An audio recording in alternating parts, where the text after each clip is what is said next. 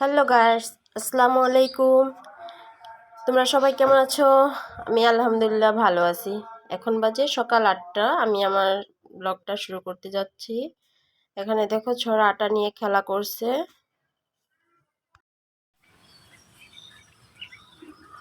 তুমি কি করছো?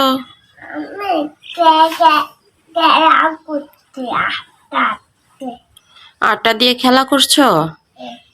আটা দিয়ে আমার রুটি বানাবে না বলো? হ্যাঁ হ্যাঁ দাও।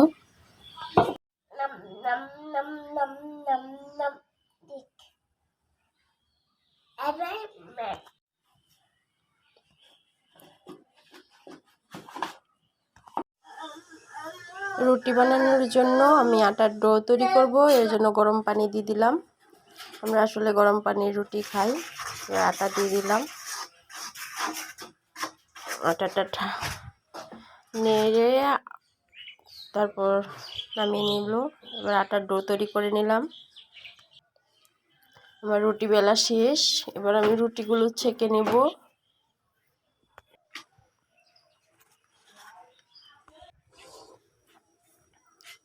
রুটিগুলো ছেঁকে উল্টাই দিলাম।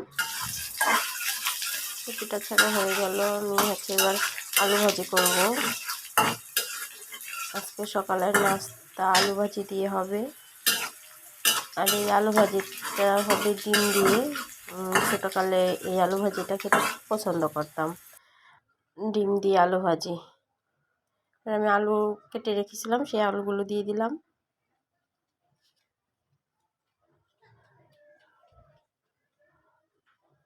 আলুগুলো দিয়ে নাড়াচাড়া করে নেব।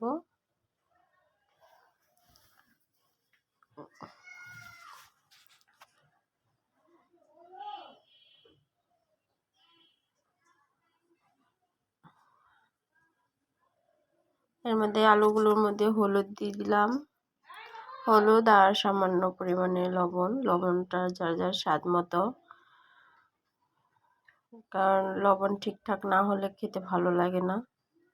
আর আমি আলু ভাজিতে কিংবা অন্যান্য তরকারিতে ঝালটা খুব কমই দিই, আর আমার ছোটো বাচ্চা যারা ঝাল একদমই খেতে পারে না।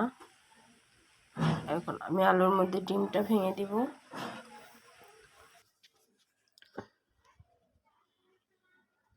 আলুর ভাজিটা চারিদিকে ছড়িয়ে মাঝখানে ডিমটা দিয়ে দিব।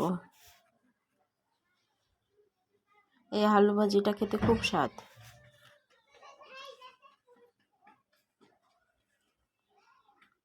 আলু ভাজিটা প্রায় হয়ে আসছে।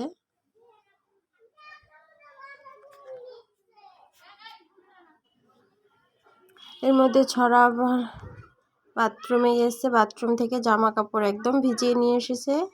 ওর জামা কাপড় পাল্টিয়ে দিব, পাল্টিয়ে নাস্তাটা দিয়ে দিব। এই নাস্তাটা খেয়ে নেবে। এখন কি খাবা? রুটি আর কি? আলু ভাজি। রুটি আর আলু। রুটি আর আলু ভাজি।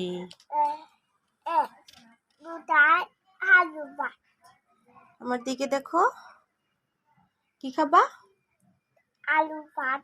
আলু ভাজি, আচ্ছা খাও।